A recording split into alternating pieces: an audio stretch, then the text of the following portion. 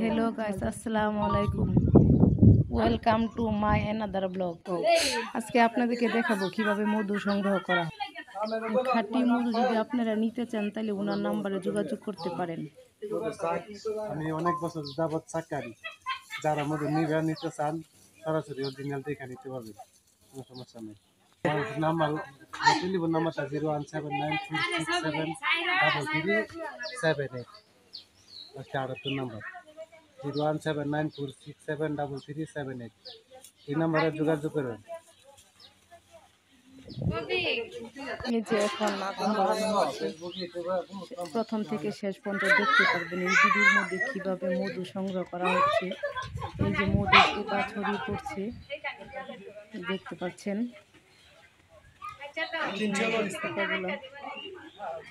মধুর চাকটা অনেক বড়, দেখা যাক মধু কতটুকু হয়। আপনারা ভিডিওতে দেখতে থাকেন, দেখলে বুঝতে পারবেন কতটুকু মধু হইল। আমরা মধুর চাক দেখলে অনেক ভয় পাই। উনি কিভাবে এই গাছের মধ্যে উঠে মধুর চাক কাটতেছে। এই যে অর্ধেকটা মধুর চাক কেটে ফেলানো হয়েছে। মৌমাছিগুলো চারদিকে ছড়িয়ে ছিটিয়ে পড়ছে, সবাই অনেক ভয় পাচ্ছে। আমার ছেলেকে মধু একা পেয়ে কামড়ে দিয়েছে।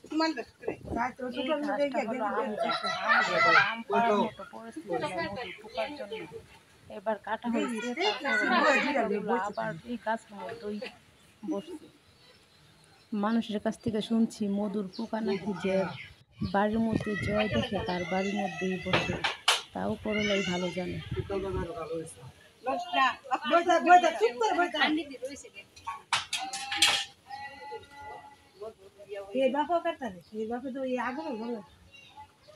উনি গাছ থেকে নামার পর জিজ্ঞেস করা হয়েছে যে কতটুকু মধু হয়েছে। এখন আপনারা দেখতে থাকেন কতটুকু মধু হইল। আমি চাইছিলাম যে মধুটা হাতে নিয়ে দেখার জন্য কিভাবে আসলে আমরা পারি না। সবসময় এরকম কাজ করে তারাই বুঝে